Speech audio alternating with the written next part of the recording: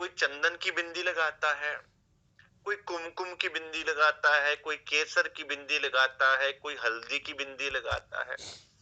अब दुनिया वाले जो भी बिंदी लगाते हैं या कोई हमारे घर पे आता है बाहर से, तो हम उसको तिलक करते हैं। तिलक करना सिर्फ मस्तक के बीच में ही क्यों तिलक करना? क्योंकि यहाँ पर दो नैनों के बीच जीव का स्थान बताया जाता है कि ज्योतिष रूप जो जीव है ना, वो यहाँ बैठा हुआ है। तो आध्यात्मिक उन्नति में हिंदू संस्कृति कितनी आगे बढ़ी हुई थी कि वो उस व्यक्ति को कभी तिलक नहीं कर रहे थे। आज हम कहते हैं हम प्रणाम कर रहे हैं, किसको प्रणाम किए? शरीर को प्रणाम नहीं करते, हम आत्मा को प्रणाम करते हैं कि आपके अंदर बैठी आत्मा को मैं प्रणाम करता हूं। तो फिर जब आपके घर कोई पधारा तो आप वेलकम भी उस शरीर का नहीं करते, आप वेलकम भी उस जीव का करते थे। हिंदू संस्कृति में उस जीव का ही वेलकम किया जाता था, जिसलिए उस चंदन को उस जीव के ऊपर लगाया जाता था और शीश कमल पर फूल बरसाए जाते थे। और एक तरफ दूसरी चीज, इससे क्या होता था कि हमारा जो तीसरा नेत्र, ज्ञान रूपी नेत्र, ठंडा रहा करता था, ठंडक मिलती थी, इसलिए बिंदी लगाई जाती थी। अब रही आत्मा की बात, तो आत्मिक बिंदी होगी कि श्रोता एके राखिए मूल मिलावे माहे। अब संसार वाले क्या करते हैं? इस दशम द्वार पे अपना ध्यान केंद्रित करते हैं अपने आप को मिलने के लिए, अपना स्वरूप देखने के लिए। और हमारा स्वरूप कहाँ बैठा है? इस शरीर में है ही नहीं। हमारा स्वरूप है निज धाम में। तो हमारा जो मूल मिलावा, हमारी सुरता इकट्ठी होगी, हमारी सुरता लगेगी, मूल मिलावा में लगेगी। तो हमारी बिंदी कौन सी है? हम रोज बिंदी कौन सी धारण करेंगे? मूल मिलावा के ध्यान द्वारा। अगर हम सोचें कि हम संसार की बिंदी तो धारण करके हम सुहागिन बन रहे हैं, तो आत्मिक सुहागिन हम कैसे बनेंगे? हम रोज जब सुबह उठ के धनी के स्वरूप का ध्यान, मूल मिलावा का ध्यान करेंगे, तो समझ लीजिए हमने आत्मिक बिंदी को धारण कर लिया, हमने आत्मिक श्रृंगार में बिंदी धारण कर ली है। क्योंकि हमारा जो ध्यान है हमारे मूल मिलावा में, धनी के चरणों में हमने प्रणाम करी। सरकाशी भी फरमाया करते थे सुंदर साथ कि आप सुबह उठ के एक बार आत्मा को खुराक दे दो। कहे की खुराक? दर्शन दीदार की खुराक दे दो। उसके बाद फिर आप संसार के कोई भी काम क्यों ना करो, आपको कोई उसमें बाधा नहीं आएगी। तो आत्मिक बिंदी हो गई मूल मिलावा के ध्यान में डूबना। दूसरा सिंदूर।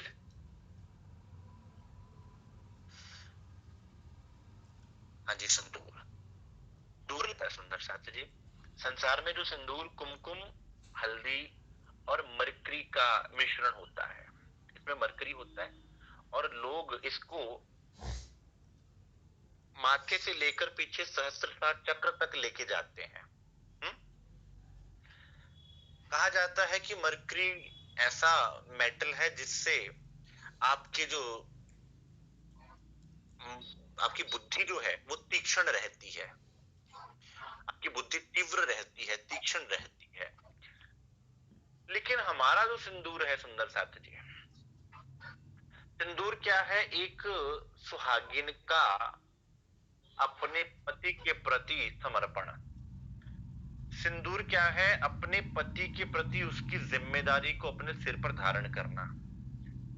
कि जब एक स्त्री अपने पति के नाम का सिंदूर धारण करेगी तो उसकी जिम्मेदारी को भी वो निभाएगी कि मैं अब उनका अंग हूं, मैं उनके प्रति समर्पित हूं, मैं उनके प्रति मेरा ईमान है, तो मैंने उस ईमान को कैसे निभाना है। तो हमारा सिंदूर आत्मिक क्या होगा? हमारा आत्मिक श्रृंगार तब होगा जब हम धनी के हुक्म को, हुक्म रूपी सिंदूर को, हुक्म रूपी नाम को अपने सिर पर धारण कर लेंगे, धनी की मैं को अपने सिर पर धारण कर लेंगे कि धनी अब मैं मेरी नहीं हूं, मैं आपका अंग हूं। इस प्रकार लड़की जब तक माता पिता के घर रहती है तो वो कहती है मेरा घर मेरा घर, या ये मेरा तो जब धनी अपने पति के घर जाती है तो फिर वो पति के नाम से जानी जाती है, उसके सरनेम भी चेंज हो जाता है। अब संसार ने सरनेम चेंज किया, लेकिन क्या बदल लिया? सरनेम बदल के क्या बदल सकते हो तुम? इंसान को नहीं बदल सकते। लेकिन धनी ने हमारा जब सरनेम चेंज किया, क्या बोला? जात एक खसम की और ना दूजी जात, कि अब तुम्हें क्या बना दिया? तुम्हें आनंद स्वरूप बना दिया, चिदानंद। गोत्र चिदानंद जान। हमारा गोत्र कौन सा बन गया धनी के चरणों में आके? चिदानंद। कोई जाति नहीं, कोई धर्म नहीं, कोई शरीर नहीं, कोई संसार का नाम नहीं, हम आनंद अंग हैं, ये हमारी पहचान है।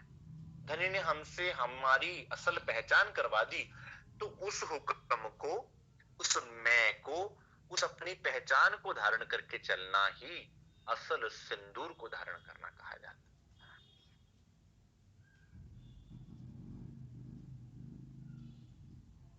तीसरा है फूलों का गजरा।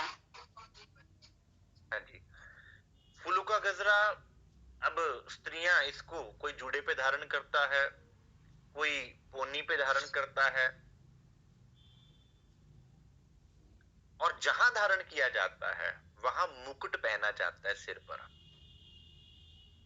क्यों? क्योंकि वहां पर सिर में सहस्त्रसार चक्र होता है, और सहस्त्रसार चक्र में ही संसार के जो अधिष्ठाता नारायण निरंजन का वास होता है। इसलिए संसार उस निरंजन को अपने जीव से मिलाने के लिए, क्योंकि जीव का पति कौन है? निरंजन, आदि नारायण। तो उसके मिलन के लिए उसको, उस पर पुष्प अर्पण करते हैं। जैसा कि मैंने पहले बताया कि आप देखेंगे महापुरुषों की फोटोज, किसी भी महापुरुष की, किसी भी देवी देवता की, तो वो एक औरा, एक क्लेशा बना होता है सिर के पीछे, वो सहस्त्रसार चक्र का नूर होता है। जिन महापुरुषों का, योगियों का ये सहस्त्रचार चक्र खुला होता है, उनके सिर पर आपको नूर नजर आएगा, उनके सिर के साथ ये चीज होती है। तो वहां पर पुष्प अर्पण करना अर्थात कि उसको आदर देना, उस पर समर्पण करना, उसके प्रति नतमस्तक होना। अब आप हैं परम धाम की आत्मा, आपकी जो शिखा है वो कौन है? आपकी शिखा ये चोटी नहीं है, सिर की चोटी आपकी शिखा नहीं है। इसलिए आप, हम सुंदर साथ को चोटी रखना, बाल रखना, ना रखना, उससे कोई लेना देना ही नहीं है। हमारा ध्यान कहाँ है? शरीर से परे का। हमारा ध्यान शिखा सदा तिन से परे, चेतन चिद जो अनूप। श्री राजी महाराज के दिव्य नूरमय स्वरूप श्रृंगार पर ध्यान केंद्रित करना, वो हमारी शिखा पर ध्यान केंद्रित करना है। वो हम, उस पर हम पुष्प चढ़ाते हैं, अपने हृदय के पुष्प चढ़ाते हैं, हमारी शिखा वो है। इसको आप अपनी पद्धति से मिलाकर जांच करेंगे तो आपको ऐसा लगेगा कि जैसे पद्धति ही लिखी हुई है। क्यों? क्योंकि ब्रह्मात्माओं की पद्धति है सुंदर साथ जी। हमें इस संसार में उस पद्धति को अपने जीवन में उतारना है। केवल ये नहीं कि हम शरीर कहें कि हमारा यहाँ पर चल रहा है तो हम शरीर से दुनिया की चीजें भी निभाएं, शरीर से हम अपने अंदर बैर विरोध भी रखें, शरीर से हम इस संसार के गलत काम भी करें, और धनी की पवित्रता का हम दावा भी करें। वो नहीं हो सकता। अर्श लियो या दुनिया, दो पायत ना एक ठौर, नहीं हो सकता। इसलिए गजरा जो कौन सा धारण करना है और कहां धारण करना है? धन अपने हृदय के प्रेम के फूल, अपने बिरहा के फूल श्री राजी महाराज के चरणों में समर्पित करते हैं। वो खुशबूदार गजरा धनी को भावेगा। अब संसार की स्त्रियां श्रृंगार किसके लिए करती हैं? अपने धनी के लिए। और ये आत्मिक श्रृंगार किसके लिए होगा? ये धनी के लिए होगा। आत्मिक श्रृंगार ये दिखावे के लिए नहीं होगा, ये धनी के लिए होगा।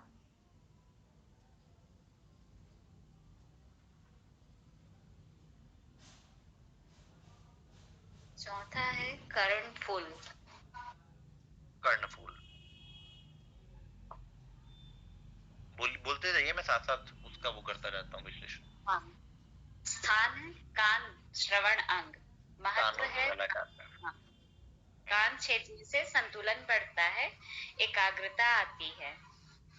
देखिए, अगर आप मेडिकल लैंग्वेज की बात करें तो वेस्टिबुलोकोक्लियर नर्व होती है, 8वीं नर्व होती है जो ब्रेन से निकलती है और कानों तक पहुंचती है। जब कान छिदे जाते हैं तो वो नर्व बार बार उसकी एक्साइटेशन होती है और आपके दिमाग को तीव्र इंपल्सेस पहुंचती हैं, जिससे आपकी बुद्धि तीव्र होती है। इसलिए कहते हैं बड़े जो पुराने राजा महाराजा थे वो भी कान छिदवाते थे।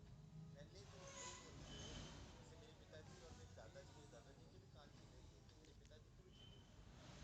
मतलब पहले कान छिदवाए जाते थे, इससे बुद्धि तीक्ष्ण हुआ करती थी। तो वो कान छिदवाना एक संसार की प्रथा थी। अब अगर सुहागिनों की बात करें तो सुहागिनें कानों को छिदवाकर उसमें कर्ण फूल पहनती हैं, अर्थात कानों की शोभा बनाती हैं।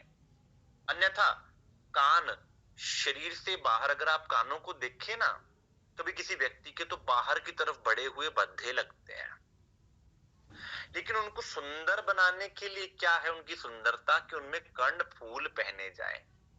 और हमारे आत्मिक कानों के लिए क्या निर्देश है कि हम धनी के वचनों को सुने, सतगुरु के वचनों को सुने, उनको माने। और सुनने का भी क्या तरीका, कि जितना हमने संसार में सुना उसमें से बहुत कम जो सार का है वो अंदर जाने दे। इसलिए जब हमारे कान बने हैं ना, जो बाहर की तरफ बड़ा हुआ कान जैसा आपको नजर आता है, उसको बोलते पिन्ना। पिन्ना क्या करता है, बाहर की ध्वनियों को इकट्ठा करता है, लेकिन अंदर तंग रास्ता जाता है, जिसको बोलते हैं ईयर ट्यूब कह लो, स्टिचियन ट्यूब कह लो। वो तंग रास्ता होता है, यानी कि ज्यादा सुन के थोड़ा लेना है और थोड़े को अंदर समाना है और उस पर अमल करना है। अब आत्मा के कर्णफूल क्या है, कि श्री राजी महाराज की जो वाणी है, सदगुरु के जो वचन हैं, जो सार के वचन हैं, इधर उधर की बातें नहीं, जो हमें अपने आध्यात्मिक जीवन के लिए आवश्यक हैं, उनको अंदर जाने देना है और फिर उन पर अमल करना है। ये है हमारे आत्मिक कानों की शोभा। नहीं तो क्या होगा, प्रकाश हिंदुस्तानी में प्रसंग है, धनिये तो धन बहुत दिया, परते लिया ना हराम खुर। फिर ये कानों के लिए प्रयोग की गई बात है कि तुम्हें परमात्मा ने कानों तुम्हें ये बल दिया था कि तुम्हें धनी के शब्द रूपी कर्ण फूल सज सकें, लेकिन क्या तुमने उनको सजाया? क्या तुमने खुद को श्रृंगार किया? तुमने तो खुद का सत्यानाश कर लिया संसार की बातें इधर उधर निंदा चुगली के रस में। तो फिर वहां के रस को छोड़कर आध्यात्मिक रस वाणी का लेना है, ताकि ये वाणी अंदर जाए, सतगुरु की बात अंदर जाए, सतगुरु की डांट अंदर जाए, सतगुरु का प्रेम अंदर जाए, सतगुरु के द्वारा दिया हुआ हुक्म अंदर जाए, ताकि हमारा अंदर निर्मल हो सके। क्योंकि इसके अलावा और कोई निर्मल होने का उपाय है नहीं। यह है कर्ण फूल।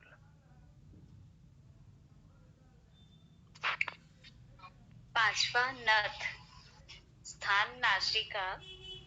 नाक को छेदने से एक्यूपंक्चर प्रभाव होता है। यह वफादारी का प्रतीक माना जाता है। नाक को छेदना, अब नाक में नथ, कोई नथनी डालता है, कोई छोटी बाली डालता है, कोई बड़ी नथ डालता है। जब शादी होती है तो एक दुल्हन को नथ पहनाई जाती है।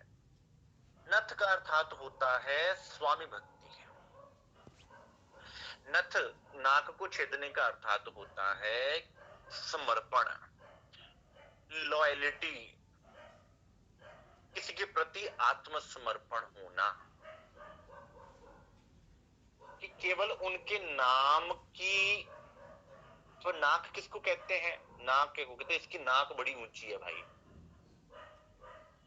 नाक है मैं का प्रतीक। कहते हैं ना मेरी नाक कटवा दी, मतलब मेरी इज्जत चली गई। तो नाक क्या है? मेरी मैं का प्रतीक है।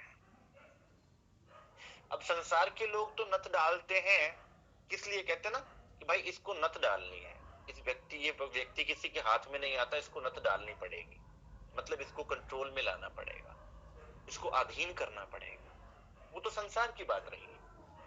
मेरी आत्मिक नथ कौन सी है? मेरी नाक जो इतनी बढ़ गई है, मेरे अहंकार जो इतना बढ़ गया है मुझ में, उसको धनी के नाम रूपी नथ में डालकर उसके अहंकार को मुझे छेद देना है। फिर क्या करेगी वो? धनी की प्रेममय सुगंधी लेगी। फिर वो दुनिया की ऊटपटांग चीजों में ना उलझेगी। फिर हर चीज में नाक हम घुसेड़ेंगे नहीं। फिर केवल और केवल वो नासिका धनी के प्रेम की सुगंधी में डूबेगी। इसलिए आत्मिक नथ कौन सी है? अपनी मैं को धनी के ज्ञान द्वारा, मैं बिन मैं मरे नहीं, मैं सुमार नाम है, इन विध में कुमारिये या विध होइए इनसे। उस मैं को धारण कर लेना, धनी की मैं को अपनी इस नाक पे धारण कर लेना है सुंदर साथ जी, जिससे संसार की मैं छिद जाएगी और धनी की मैं वहां पर आकर आपको सुशोभित कर देगी। वही नाक आज जो जो दुनिया की मैं, जो गंदगी का घर है, वही नाक कितनी सुंदर लगेगी जब धनी की मैं उस पे आके नथ रूपी मैं वहां पर आ जाएगी, तो कितनी सुंदरता बढ़ा देगी वो आपके मुख की। तो ये है आत्मिक नासिका में धनी की मैं रूपी नथ को धारण करना।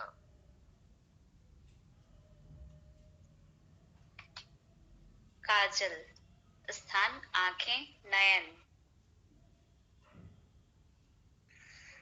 काजल, काजल सब जानते हैं, नैनों में डाला जाता है। और स्थान क्या है? नेत्र है, ये भी सब जानते हैं। और डाला जाता है नेत्रों की सुंदरता को बढ़ाने के लिए। अब काजल डाल लेते हैं तो नेत्र सुंदर लगते हैं, आकर्षित लगते हैं, आकर्षक लगते हैं, अन्यथा नैन सूने सूने लगते हैं। अब इससे होता क्या है? इससे काजल से एक तो आंखों की सफाई होती है, आंखों को सुंदर आकार मिलता है, सुंदरता आंखों की उभर कर सामने आती है।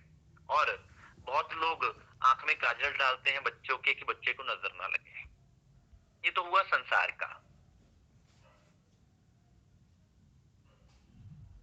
अब धनी की वाणी रूपी नैन से नैन मिलाना, पीयू नेत्रो नेत्र मिलाइए। वाणी के प्रकरणों से जोड़ के पढ़ेंगे सुंदर से, बड़ा आनंद आएगा, बड़ा आनंद आएगा। चपाइयां आपको मिलेंगी वाणी से। आपके हृदय में क्या होगा? प्रेम का रस उत्पन्न होगा जब उनके नेत्रों से नेत्र मिलाएंगे। आप कहेंगे कि मैंने तो राज्य के नेत्र देखे नहीं, आपने उनकी वाणी से तो आप मुखातिब हुए हैं ना, ये वाणी उनके नेत्र है। और ये वाणी क्या है? इलम सागर। रंग कौन सा? काला। इस काले इलम रूपी इलम सागर से, काजल से, इस काजल से जब आप इस काजल को अपने नेत्रों में धारण करोगे तो आपकी नेत्र सुसज्जित होंगे, धनी के नेत्रों से नेत्र मिलेंगे और फिर ये आपकी आंखों की शोभा बन जाएगा। फिर आपकी आंखों को दुनिया की चीजें नजर नहीं आएंगी। फिर आप क्या कहेंगे?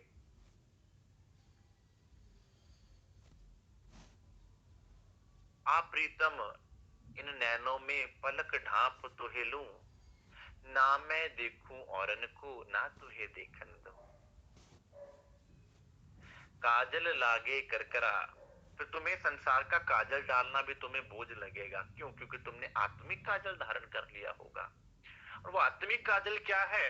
वो इल्म का सागर, जो धनी तुम्हें बख्शी हुई वाणी जो तुम्हारे घरों में विराजमान है, उससे नैन से नैन मिला के सुंदर साथ कभी उसको धनी का स्वरूप, धनी का इल्म सागर मान के उस नैन से अपने नैन तो मिलाओ। तो ये है हमारा काजल। आत्मा का काजल क्या है? कि मैं नित धनी के नैनों से नैन मिलाकर चितवन में, और संसार में जब मैं वाणी मथन करने बैठूं तो धनी की वाणी को अपने नेत्रों में बसाकर, धनी के इन वचनों को अपने नेत्रों में बसाकर उस काजल को नित्य नौतन रोज धारण करूं।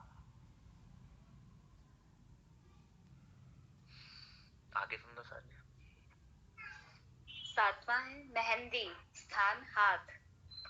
अब मेहंदी, मेहंदी सब जानते हैं हाथों पर लगाई जाती है।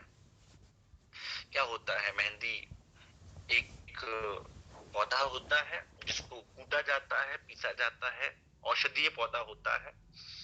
इससे आपके हाथों पर रंग आता है, हाथों से खुशबू आती है।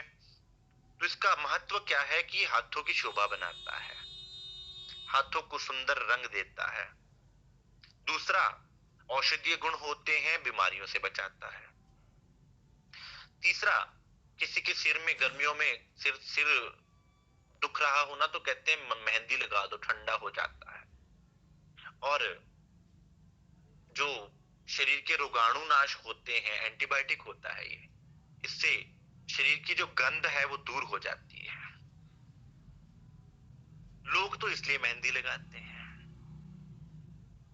अपने हाथों को रंगने के लिए।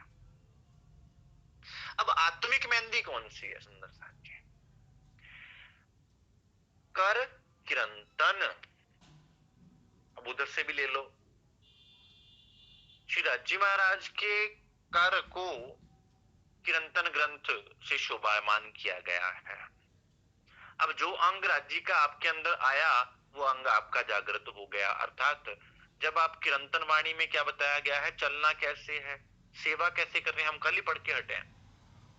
सेवा कैसे करनी है, किस भाव से करनी है, किस तरह से करनी है, सुंदर साथ में बैठना कैसे है, सत्संग में बैठना कैसे है, क्या बोलना है, क्या करना है, कैसे चलना है, जीवन कैसे जीना है, उसके आत्मिक भाव को जब हम धारण कर लेते हैं अपने जीवन में, अर्थात हमने अपने हाथों पे मेहंदी को लगा लिया, और ये मेहंदी अब क्या करेगी, हमारे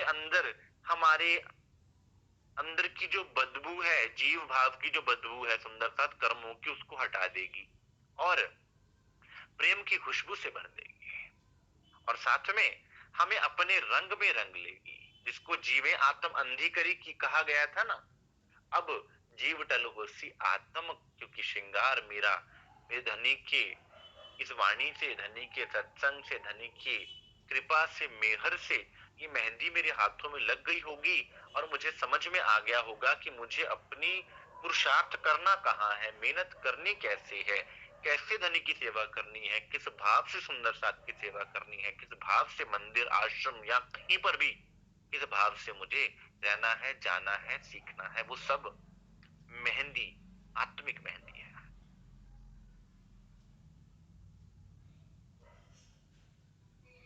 आठवां कंगन और चूड़ियां। जी सुंदर साथ जी, कंगन और चूड़ियां सुंदर साथ सब जानते हैं कि हम बाजू और कलाइयों में पहनते हैं, अपने हाथों में पहनते हैं। अब ये कोई भी व्यक्ति जिसके हाथों में चूड़ियां पहनी होती हैं, कोई सोने की पहनता है, कोई चांदी की पहनता है, कोई कांच की पहनता है, ये सुहाग की और धन धान्य की प्रतीक है, खुशी की प्रतीक है, आनंद की प्रतीक है। अब लोग सोना चांदी पहनते हैं, किस लिए पहनते हैं? किसी को दिखाने के लिए नहीं पहना जाता सोना चांदी। एक्चुअल में सोना चांदी, पुराने लोग हुआ करते थे, वो सोने और चांदी के बर्तनों में खाया करते थे, ताकि वो सोने के मेटल जो हैं, सोने के आयंस हैं, वो हमारे अंदर जाएं। अब क्या हुआ, अब इतना अमीर तो कोई है नहीं होता कि वो सोने के बर्तनों में खाए। अब राजा महाराजा हर एक व्यक्ति तो हो नहीं सकता, इसलिए सोना पहना जाता है ताकि सोने के आयंस हमारे अंदर जाएं और उससे हमारे अंदर स्वास्थ्य बढ़े। तो ये क्या है, सोना और चांदी से शरीर में गुण आया करते हैं, और एक खुशी का प्रतीक है, आनंद का प्रतीक है। अब हमें आत्मिक भाव क्या लेना है इसका? अब धनी के प्रेम की चूड़ी को धारण करना है सुंदर साथ जी। कौन सी चूड़ी? कि हमें खुराक देने वाला कौन सा है? धनी का प्रेम। शरीर की खुराक सोने और चांदी से, और आत्मा की खुराक धनी के प्रेम से। इश्क है हमारी निशानी, इश्क बिना मैं वही वीरानी। मेरी खुराक क्या है? इश्क है। इश्क क्या है? धनी का स्वरूप है। उस स्वरूप का दीदार ही मेरी खुराक है। खाना दीदार, पीना दीदार। और कंगन अर्थात जिसमें नग जड़े हों। चूड़ी होती है एक, जिसमें ज्यादा श्रृंगार चूड़ी हो तो सिंपल चूड़ी एक गोलाई में गिनी जाती है, सिंगल स्टैंडर्ड कह लीजिए आप। और कंगन होता है उसमें भारी नग जड़े होते हैं। मतलब आपकी शोभा क्या है? आपकी शोभा आपका ईमान है। आपके आत्म स्वरूप का ईमान जो है धनी पर, सुंदर साथ जी, वो आपके अंदर सोने जैसा निर्मल इश्क और चांदी जैसा ईमान। चांदी क्या होती है? निर्मल सफेद रंग की। और सोना क्या होता है? निर्मल इश्क स्वरूपी। वो आत्मिक भाव जब आपके अंदर आएगा तो उस इश्क और ईमान में रमने को ही कंगन और चूड़ियां धारण करना कहा गया है। कि अगर हम कंगन और चूड़ियां धारण करना चाहते हैं ना आत्मिक, तो वो इश्क और ईमान का श्रृंगार करें। इश्क और ईमान सुंदर साथ अपने अंदर धारण करें। अब बहुत सुंदर साथ सोच रहे होंगे कि भाई हम तो पुरुष हैं। भाई सुंदर साथ, इसमें पुरुष और स्त्री का कोई लेना देना नहीं है। पुराने राजा महाराजा, अगर ये भी हो तो मैं आपको फैक्ट बता दूं, पुराने राजा महाराजा पायल से लेकर सारे श्रृंगार किया करते थे। ये तो अब डिस्क्रिमिनेशन हो गई कि ये पुरुष पहनेगा, ये स्त्रियां पहनेगी। आप राजाओं महाराजाओं के श्रृंगार देखो जरा। और यहां बात हो रही है आत्मिक भाव की, कि हमें किस तरह आत्मिक भाव लेना है श्रृंगार का। वो सब ले सकते हैं, चाहे कोई पुरुष हो चाहे कोई स्त्री हो। उसके लिए किसी जेंडर डिफरेंस की कोई वो नहीं है। आगे सुनना साथ।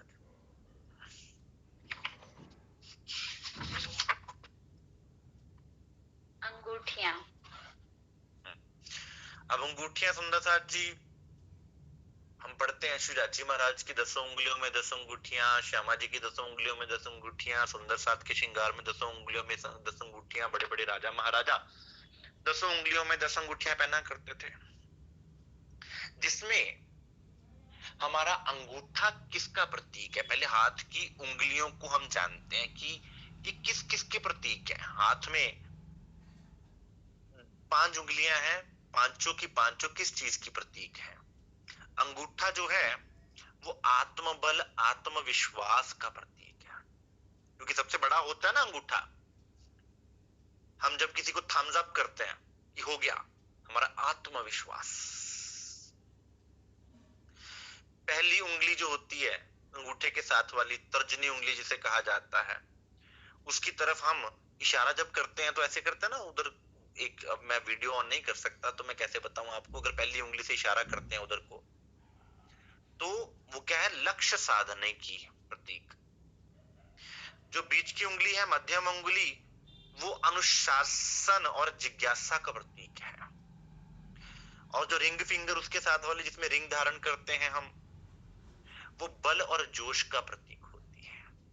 और जो छोटी उंगली है, जिसको चीची उंगली कहते हैं, वो प्रेम का प्रतीक होती है।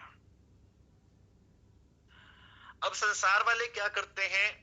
इन पांचों उंगलियों में पांचों का भाव लेकर श्रृंगार करते हैं। अब हमारा आत्मिक श्रृंगार कैसा होगा? कि हम अंगूठे रूपी आत्म बल में अंगूठी धारण करें, हम आत्मविश्वास धारण करें, हम पहली उंगली स्वरूपी अपने लक्ष्य को साधें। कि हमारा लक्ष्य कौन सा, हमें पता हो हमारी मंजिल कौन सी, हमें करना क्या है।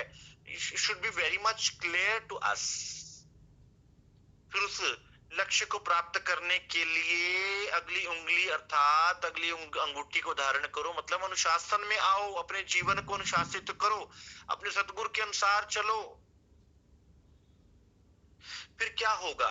जब आप उस अनुशासन में चलोगे, जब मेहनत करोगे, सतगुरु के अनुसार चलोगे, उसके हुक्म का पालन करोगे, तो आपके अंदर आत्मिक बल आवेगा और धनी का दिया हुआ जोश आवेगा, क्योंकि आप पे कृपा होगी। और फिर उस जोश से क्या होगा, आपके अंदर प्रेम उत्पन्न होगा। आप जब सुंदर साथ मुट्ठी बंद करते हैं ना, तो अंगूठा बाहर रह जाता है, मतलब आपका आत्मबल नजर आता है। और चुप, और आपका जो प्रेम है ना, छोटी उंगली कभी बंद करके देखना, उंगली, छोटी उंगली जो है ना वो छुप जाती है, मतलब प्रेम छुप जाता है। लेकिन है सब सीरियल में काम करते हैं। एक चीज भी मिस हो जाए सुंदर साथ, तो कोई भी बीच का स्टेप जो मिस हो जाए तो काम नहीं होगा। तो हमारी अंगूठियां क्या हैं?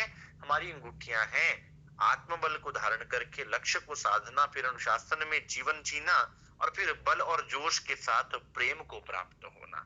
ये है हमारी अंगूठियां।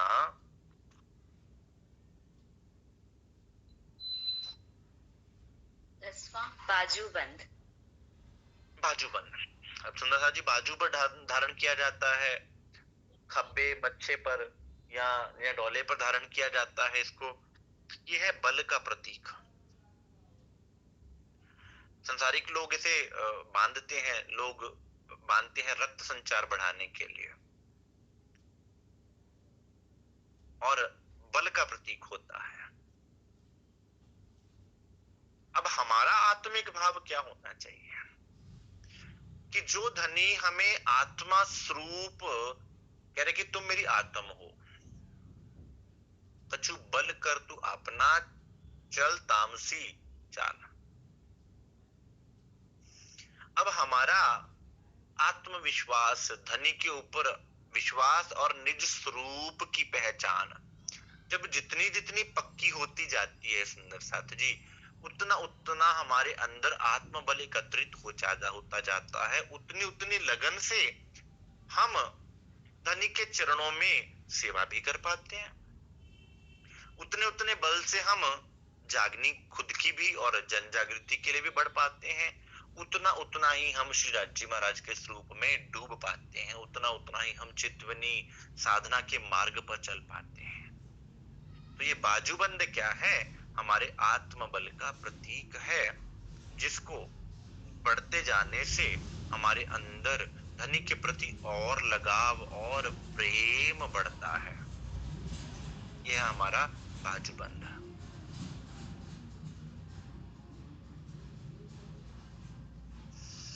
11वां गले का हार मंगलसूत्र। गले का हार, गले का हार कह लीजिए, मंगलसूत्र कह लीजिए। अब हर सुहागिन, हिंदू सुहागिन संस्कृति में मंगलसूत्र पहनती है, कंठ में गले में पहना जाता है, हम सब जानते हैं। मंगलसूत्र क्या है? आपको पता चल जाता है कि अगर किसी सुहागिन ने मंगलसूत्र पहना है तो वो शादीशुदा है, अर्थात उसके संबंध का प्रतीक है। एक सूत्र का प्रतीक है जो आपको आपके पति से जोड़ के रखता है। आप दुनिया में कहीं भी रहें, आपका मंगलसूत्र आपको याद दिलवाएगा कि आप धनी से बंधे हुए हैं। तो धाम धनी से आपका जो आत्मिक संबंध, निस्बत का जो संबंध बंधा हुआ है, जो कभी टूट ही नहीं सकता, वो है आपका गले का हार, आपका मंगलसूत्र। वो बंधेगा कैसे सुंदर साथ? इस वाणी से, इस मीठी वाणी को जब आप कंठ में धारण करेंगे, इस वाणी के हार को जब आप धारण करेंगे, तब आपको निस्बत की पहचान होगी। क्योंकि निस्बत वास्ते इश्क, निस्बत वास्ते इलम। तो ये मंगलसूत्र क्या है? हमारा निस्बत का नाता। हमें सांसारिक मंगलसूत्र की आवश्यकता नहीं है, हमें दिखावे के मंगलसूत्र की आवश्यकता नहीं। हमारा मंगलसूत्र निस्बत की पहचान है, जिस निस्बत की पहचान, और पल पल जिसको ये याद रहे कि मेरी निस्बत, मेरा संबंध किससे है, वो अपने गले में मंगलसूत्र हार धारण किए हुए है।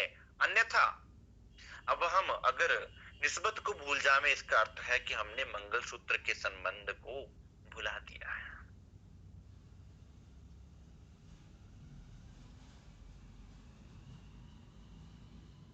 आगे 12वां कमरबंद।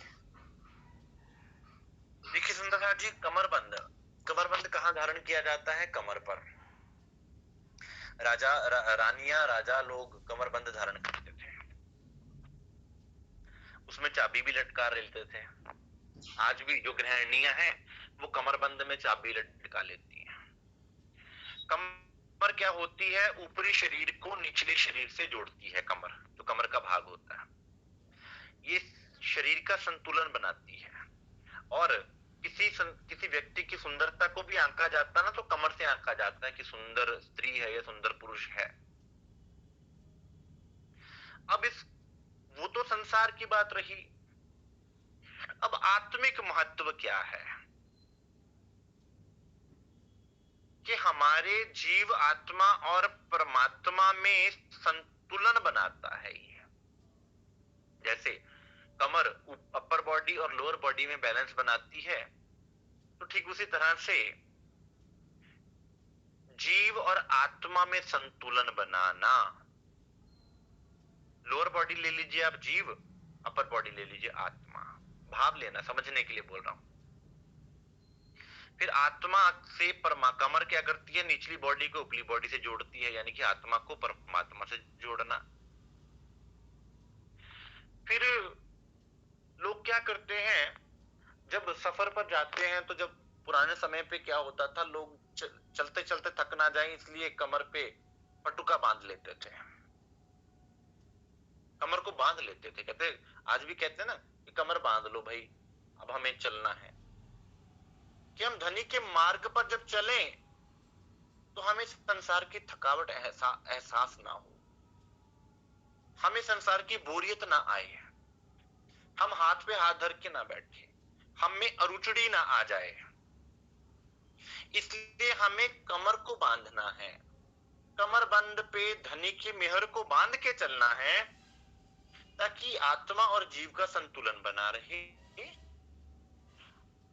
धनी से हमारा संबंध जुड़ा रहे, और जीवन पथ पर हम श्री राजी महाराज को कभी ना भूलें, और हमारे अंदर अरुचि और बोरियत जैसे भाव ना आवे। इसलिए ये कमरबंद रूपी श्रृंगार अपने आत्मिक स्वरूप में हम सुंदर साथ को धारण करने के लिए कहा गया।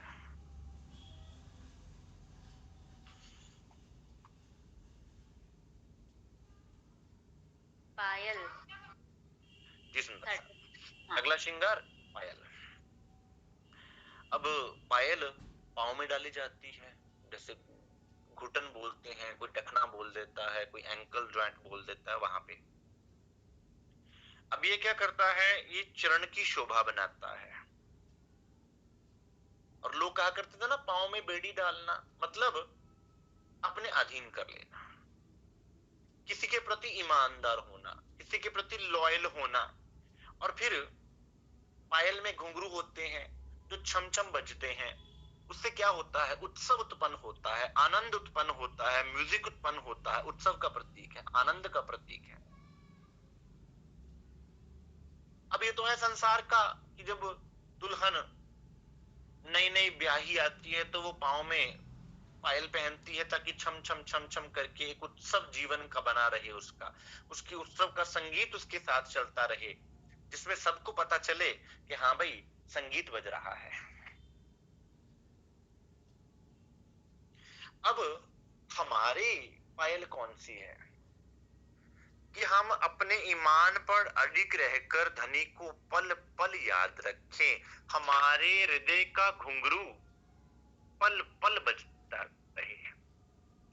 श्वासों की माला पे सुमरू में पी का नाम। मेरी पायल में कौन से घुंघरू हो, कौन से मोती हो? धनी के नाम के। और अपने सदगुरु की खुशी में ही मैं खुश रहूं, उसके आनंद में ही मैं आनंदित रहूं। आत्मिक पायल अर्थात फिर आप संसार से जब, अब पायल हमें एहसास करवाती है कि अब जब हमें कदम उठाना है तो कैसा कदम उठाना है। आप सबने लक्ष्मण रेखा के बारे में तो सुना है कि लक्ष्मण जी ने एक रेखा बनाई और क्या कहा सीता जी से कि इस लक्ष्मण रेखा से पैर बाहर मत रखिएगा। हमें पता हो कि हमारी बाउंड्री कौन सी है। हमें क्या इंद्रियों के वश में पड़कर अपनी जो हमने सदगुरु ने हमें नियम बताए हैं उनसे बाहर जाना है? इंद्रियों के वश में पड़कर या हमें धनी के उत्सव में ही मगन रहना है? इसलिए ईमान पर अडिग रहने की ये पायल हमें धारण करनी होती है, जिससे आत्मा के द्वारा उसके यहाँ पर संसार में रहते हुए श्वास उश्वास अंदर प्रेम का घुंघरू बजता रहे। धनी का श्रीराज कहे सुख उपजे, श्यामा कहे दुख जाए, वो चीज हमारे अंग संग पल प्रतिपल चलती रहेगी। आगे सुना। अगला है बिछुआ। बिछुआ। अब सुंदर साहब जी, बिछुआ सब जानते हैं कि पांव की जो उंगलियां हैं, अंगूठा है, उसमें धारण किया जाता है। लोग धारण करते हैं कि इससे जो ब्लड प्रेशर है वो मेंटेन रहता है और जो हमारे अंदर काम वृत्ति है वो नियंत्रित रहती है और जितने गुप्तांगों के रोग हैं उनसे निजात मिलती है। ये तो है संसार का नियम कि संसार वाले इसलिए धारण करते हैं। लेकिन आत्मिक भाव का बिछुआ क्या है कि मेरे काम क्रोध लोभ मोह रूपी रोग का जो फंदा है, वे जो इंद्रियां मुझे तंग कर रही हैं। आप जानते हैं सुंदर साथ जी कि जब कभी आप संतवाणी में पढ़ें कि शरीर के चक्र, तो शरीर के चक्रों की शुरुआत होती है कमर से ऊपर, मतलब स्वादिष्ठान मूलाधार चक्र से ऊपर की तरफ जितने चक्र हैं वो आगे के आगे उनकी शक्तियां बढ़ती जाती हैं। नीचे नीचे के लोगों को क्या कहा जाता है? नरक लोग कहा जाता है, क्योंकि वो हमें माया में फंसा के रखते हैं। तो उनको बांधना कैसे? उनको धनी की याद में बांधना है। इसलिए बिछुआ क्या है कि काम क्रोध लोभ रूपी जो मोह रूपी ये विकार हम में बने हुए हैं, इनको राज्य की तरफ लगा देना है। अब बिछुआ क्या करते हैं, कैसे पहनते हैं? उंगली के आगे से नहीं एंटर करता कभी भी बिछुआ। बिछुआ डाल के बाद में कस दिया जाता है। 2 तारे होती हैं बिछुआ में। अब फिर क्या करना है? इस जीव के ऐसे अवगुणों को धनी के इल्म और इश्क की 2 तारों से बांध देना है। उससे क्या होगा? आपकी हमारे जो विकार हैं वो खुद ब खुद मिट जाएंगे। निर्दिन ग्रहियो प्रेम सो, श्री युगल स्वरूप के चरण, निर्मल होना याही सो और धाम वर्णन। ये सुच कैसे हो वही, कि भाई कैसे सफाई होगी इस शरीर की? तो हो नहीं सकती ना। उपाय एक है, धनी के इश्क में डूबना, धनी के इल्म में डूबना, जिससे ये खुद ब खुद धनी के स्वरूप में लग जाएगा और काम क्रोध लोभ मोह अहंकार मुड़ जाएंगे। इनको मारा नहीं जा सकता, मारेंगे तो ये हमारे खिलाफ हो जाएंगे। इनको मोड़ना है। ये है बिछुआ धारण करना।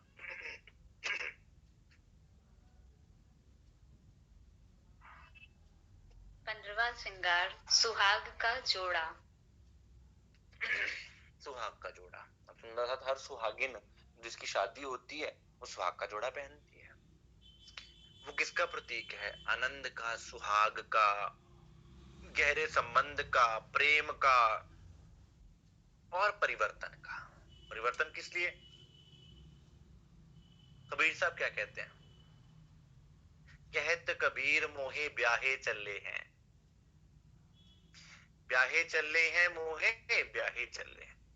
कबीर की वाणी है सुंदर साथ जी की परमात्मा मुझे ब्याह कर ले चले हैं, अर्थात मुझे अंदर से परिवर्तित कर दिया उन्होंने, मुझे बदल दिया।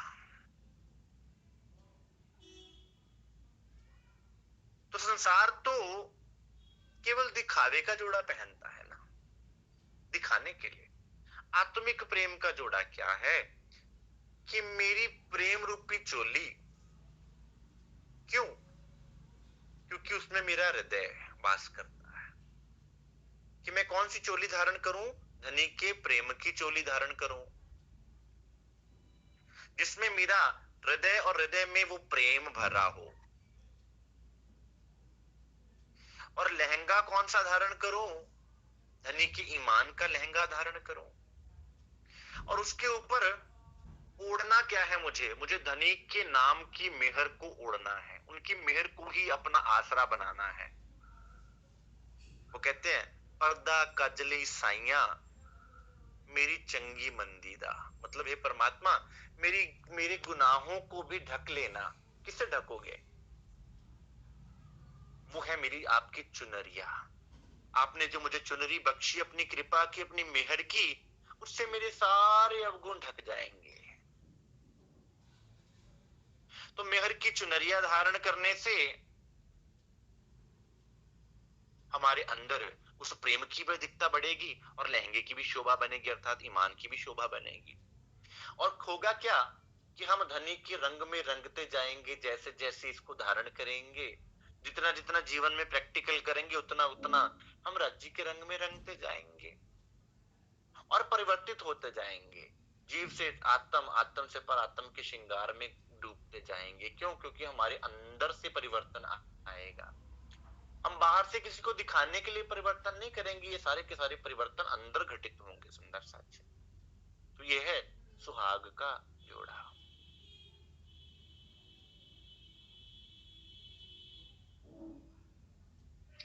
लास्ट है इत्र।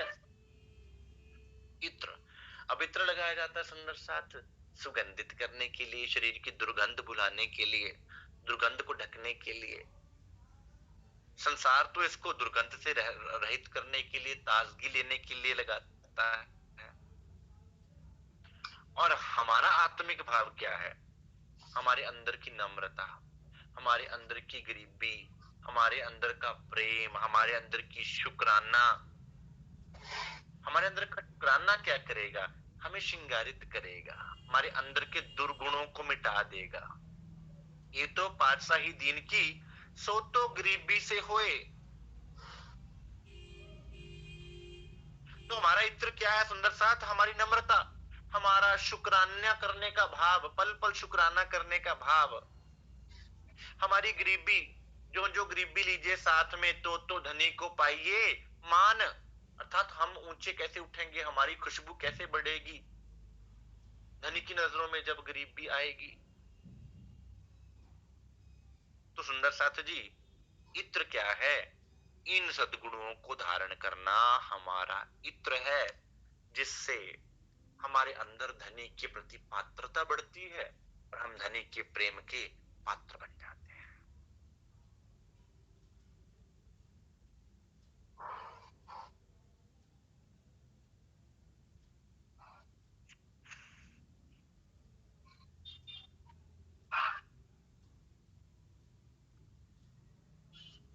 आई थिंक हो गए, कंप्लीट हो गए 16 श्रृंगार। ये सब जी कंप्लीट हो गए भैया। इतनी सुंदर सा कोई में प्रश्न पूछना हो या समझना हो तो वो कुछ और पूछना हो तो पूछ सकते हैं। सभी सुंदर साथ जी के चरणों में प्रणाम, भैया जी के चरणों में